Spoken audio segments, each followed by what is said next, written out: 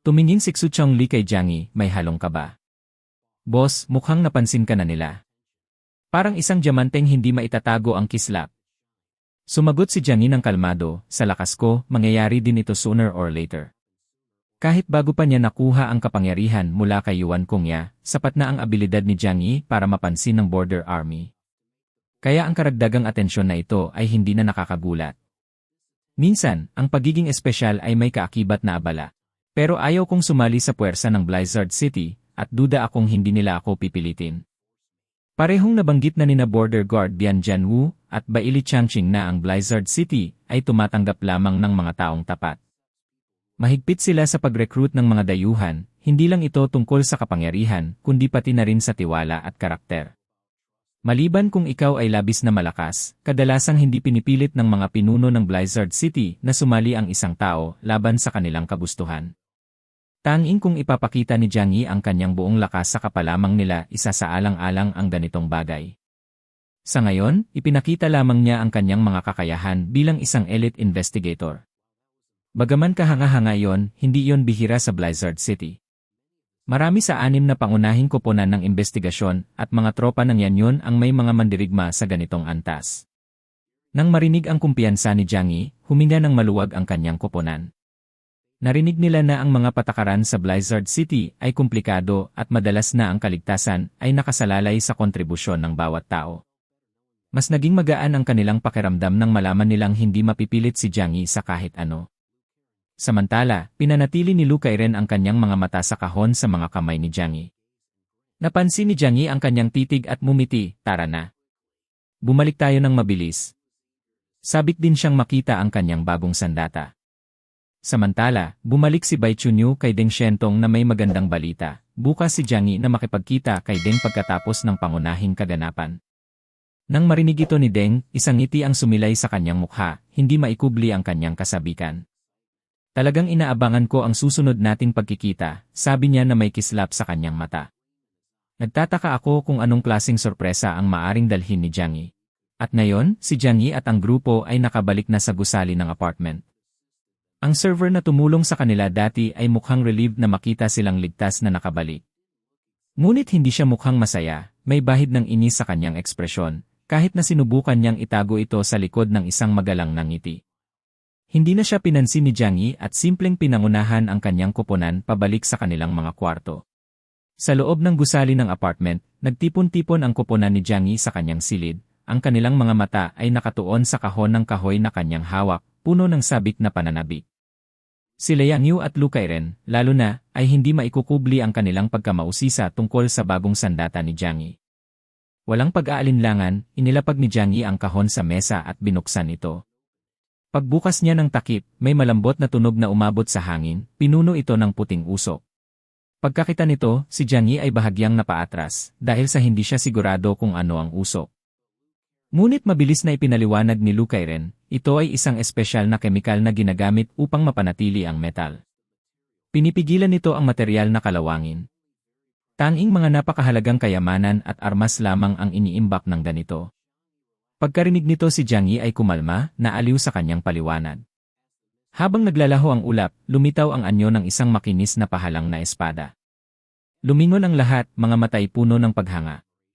Ang espada ay kakaiba sa lahat ng nakita nila noon, isang perpektong timpla ng tradisyonal na disenyo na may makabagong, cyberpunk na pihit. Ang talim ay kumikislap na may banayad na asul na kinang sa ilalim ng ilaw, at ang hawakan ay binalot ng makinis na itim na balat, na ginagawang mukhang parehong elegante at praktikal. Ang espada mismo ay hindi masyadong mahaba, mga 1.2 meter lamang ang kabuuan, kasama ang hawakan. Si Yang Yu, na may kaalaman tungkol sa mga sandata, ay hindi mapigilang humanga dito. Ang ganda ng espada. Ang istilong ito ay nagpapaalala sa akin ng isang tangheng dao. Maaaring hindi ito isang tradisyonal na sinaunang sandata, pero perpekto ito para sa malapitang labanan. Kinuha ni Jiang Yi ang espada, naramdaman ang balanse at talas nito sa kanyang kamay. Kahit na hindi siya eksperto sa espada, alam niyang napakatalas nito, marahil ay kasing talas pa ng Longming. Nagniningning ang mga mata ni Lu Kairen sa kasiyahan. Jiang Yi, pwede ko bang tingnan? Umiti siya at ibinigay ito sa kanya. Sige na. Sa panahong ito, Ang mga pangmalapitang armas tulad nito ay pangunahing kapaki-pakinabang para sa mga enhanced mutant, tulad ni Jiang Yi mismo, na may mga espesyal na kapangyarihan at kakayahan. Ang mga baril pa rin ang pangunahing pagpipilian para sa karamihan, ngunit ang isang dekalidad na talim tulad nito ay maaaring maging isang makapangyarihang kasangkapan sa sariling depensa. Alam ni Jiang Yi na iyon ang dahilan kung bakit hindi nag-atubiling ibigay ito sa kanya si Baili Changqing. Kahit mahalaga, ang ganitong uri ng sandata ay hindi magiging pinakamainam na kagamitan para sa antas ni Jiang Yi. Gayunpaman, para sa labanang hand-to-hand, ito ay napakamainam at napakamahalaga. Maingat na hinawakan ni Lu Kairen ang espada. Sa kabila ng matinding anyo nito, nakakagulat na magaan ito, 1 o 2 kilo lamang, na perpekto para sa lakas ni Jiang Yi. Pinadaan niya ang kanyang mga daliri sa talim, inactivate niya ang kanyang Divine Machine Handling skill, agad na sinimulan ang pagsusuri sa materyal na estruktura ng espada. Natapos ni Lu Kairen ang pagsusuri sa makapangyarihang espada na gawa sa Ediman Metal. Napansin ni Jiang Yi ang kanyang malalim na kunot ng noo, at sa isang mausisang tingin, hindi niya mapigilang magtanong, well, ang metal na ito ba ay maaaring muling likhain? Lahat ay umaasa, nakatitig kay Lu Kairen, sabik na naghihintay sa kanyang sagot. Sa wakas, sino ba naman ang ayaw ng sandata na gawa sa pinakamalakas na metal? Kahit na ang isang tao na walang gaanong karanasan sa pakikipaglaban ay maaaring makaramdam ng mas ligtas na may hawak na ganitong sandata. Sa mga panahong ito ng hirap, sino ba naman ang ayaw ng makapangyarihang sandata sa kanilang tabi? Sa wakas ay nagsalita si Lu Kairen sa madla. Nakumpleto ko na ang pagsusuri, sabi niya. Ang Ediman Metal ay napakahirap gawin. Hindi lamang ito nangangailangan ng mga bihirang materyales, kundi napakakomplikado rin ang proseso ng pagbuo nito. Nagpatuloy siya, sa aking mga kakayahan, malamang na kaya kong tunawin ang Ediman Metal, pero ang paghubog nito sa isang espada ay mangangailangan ng oras at pagsisikap. Kailangan ko munang pag-isipan iyon mamaya. Nang marinig ito, lahat ay tumawa imbes na magmukhang nabigo. May isang tao sa karamihan na nagbiro, kung ang pinakamahusay na materyal para sa armas ay madaling hawakan at gawing espada mo, wala na tayong trabaho. May kanya-kanyang armas sina Jiang Yi at Liang Yu, ngunit sa iba, tanging si Uncle Vu lamang ang isang malapit na mandirigma na talagang nangangailangan ng ganitong makapangyarihang armas. Kaya, sa ngayon, wala pang pagmamadali na tapusin ang paggawa ng isang Ediman Metal na sandata. Nagbigay si Jiang Yi ng nakakaaliw na ngiti kay Lu Kairen. Huwag kang mag-alala, sabi niya. Isang hakbang lang sa isang pagkakataon. Alam nilang lahat na ang pagtatrabaho sa mga advanced na materyales tulad ng Ediman Metal ay nangangailangan ng pasensya. Kung madali lang gumawa ng mga armas mula dito, matagal na sana itong kumalat sa buong Blizzard City. Pinatibay ng mga salita ni Jiang Yi, tumango si Lu Kairen ng may determinasyon. Titiyakin kong matatapos ko ito agad at pati na rin ang itim na uniform. Sa kabilang banda, hindi maiwasang kumati ang kamay ni Liang Yu at agad niyang hinawakan ang espada, humahanga sa husay ng pagkakagawa nito. Bilang isang martial artist, mayroon siyang malalim na pagpapahalaga sa mga sandata, lalo na kung ito ay maalamat. Alam niyang humawak ng ganitong espada.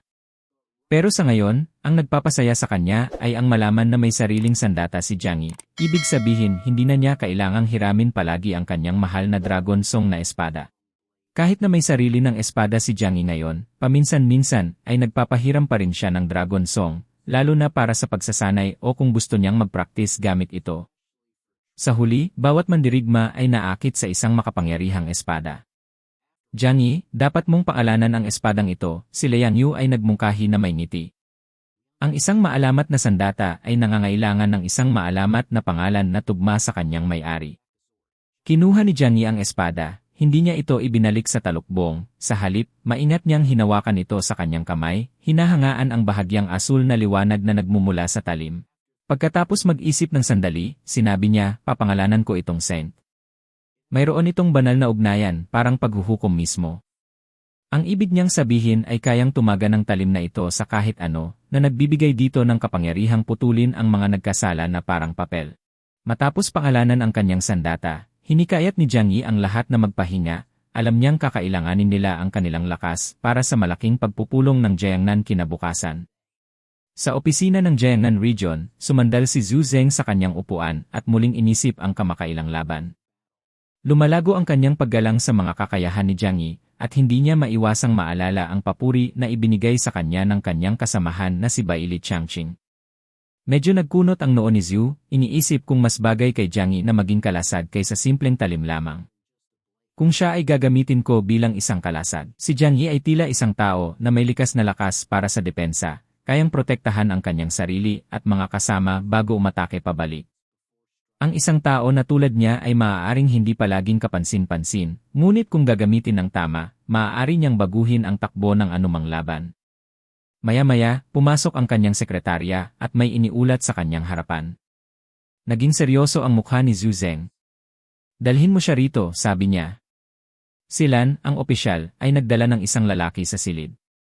Walang iba kundi si Wu Di, ang parehong mandirigma na humarap kay Jiang Yi sa labanan. Lumapit si Wu Di kay Zhu Zeng, tumayo ng tuwid, at nagbigay galang sa kanya. Commander, narito ako upang akuin ang responsibilidad. Kulang ang aking mga kasanayan at hindi ko natalo si Jiang Yi. Handa akong tanggapin ang anumang parusa, sabi niya nang may paninindigan. Ngunit ang laban ni Wu Di kay Jiang Yi ay hindi nagkataon lamang.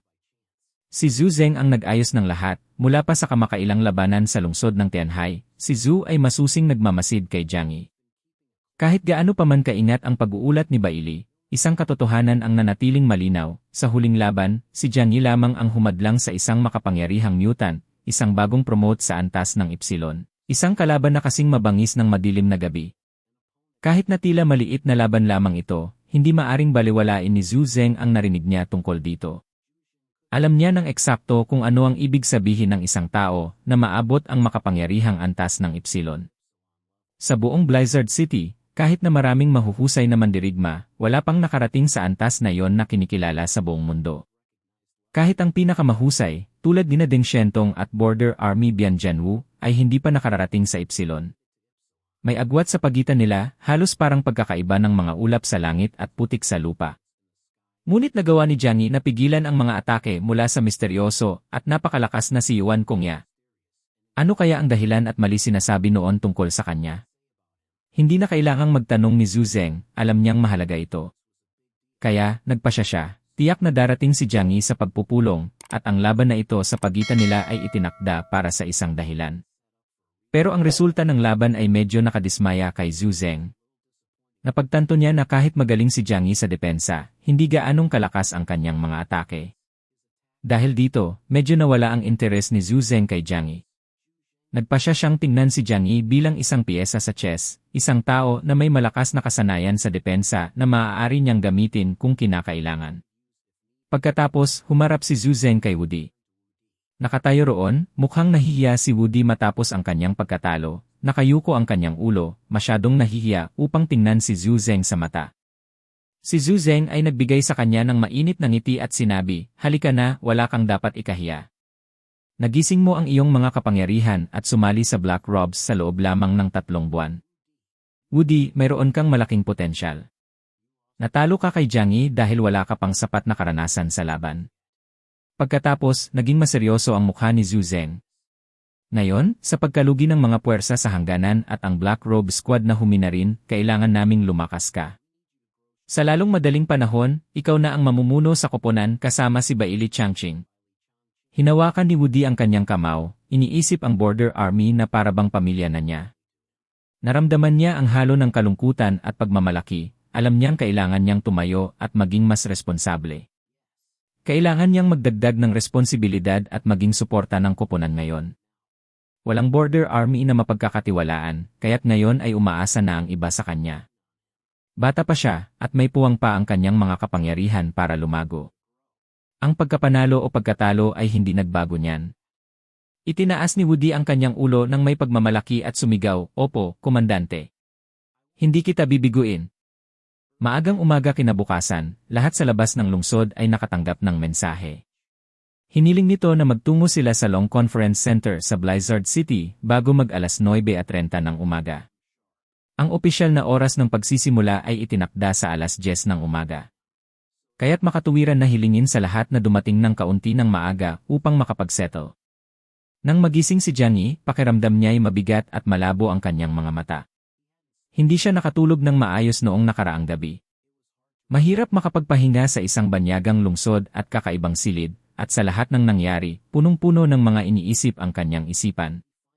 Sa wakas ay nakatulog siya bandang hatingabi, pero malayo ito sa isang mapayapang tulog. Kakaumpisa pa lang ng umaga nang marinig ni Jiang Yi ang malakas na katok sa kanyang pinto. Doon pumasok si Xing Tian at sexing si Xiao Honglian mula sa kanyang silid at dinala ang kanyang almusal, at tungkol naman kay Xiao Honglian na naglilingkod kay Jiang Yi. Wala nang halaga sa kanya kung ano ang sasabihin ng iba basta't makamit lang niya ang puso nito sa huli.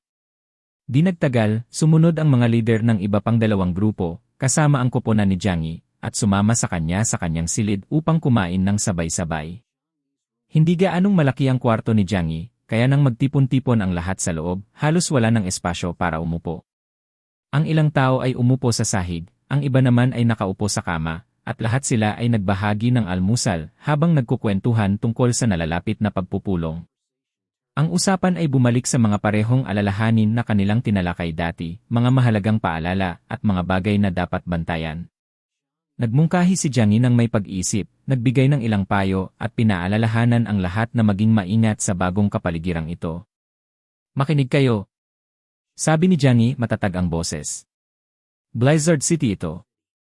Siyempre, maaaring mahalaga tayo sa Tianhai City, pero dito, tayo ay mga maliliit na isda kumpara sa regional headquarters. Tumingin siya sa paligid ng silid, sinisiguradong nakikinig ng mabuti ang lahat. Hindi lang iyon, kundi sa ngayon, napapaligiran tayo ng mga tao mula sa lahat ng 12 lungsod sa mga panlabas na rehiyon. Isang maling dalaw at baka magulo ang lahat. Kaya, nagpatuloy siya, ayokong may sinuman sa inyo na makikipag-away. Walang alitan, walang laban, naintindihan? Tila lalo pang naging seryoso si Jiang Yi habang idinagdag niya, kung may mangyari, kailangan mong magpigil. Huwag kang mag-react, huwag mong hayaan na makaapekto ito sa'yo. Ayusin natin ang mga bagay-bagay pagbalik natin sa bahay.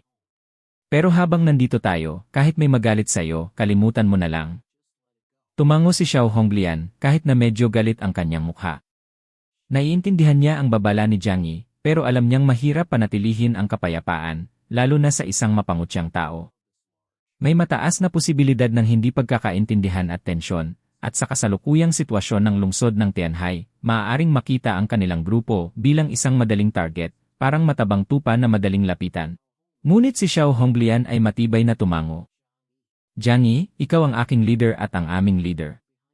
Nasa likod mo lang ako at susundan ko ang iyong pangunguna. Pagkarinig nito, si Xing Tian, Uncle Vu, Su Changli, at Liang Yu ay sumabay na may ngiti, ganoon din kami, naniniwala kami sayo. Ang kanilang mga mata ay puno ng determinasyon. Pagkatapos ng lahat, sino bang maglalakas loob na suwayin si Jiang Yi? Hanggang dito na muna magtatapos ang ating kwento para sa araw na ito. Maraming salamat sa inyong panunood. Huwag kalimutang i-click ang subscribe button at i-on ang notification bell para hindi niyo ma-miss ang mga updates. Babalik ako bukas para sa isa pang kapanapanabik na episode. Hanggang sa muli, ingat kayo at tandaan, ang lahat ng problema ay may solusyon, at wag mo nang paabutin pa sa Rafi Tulfo in action.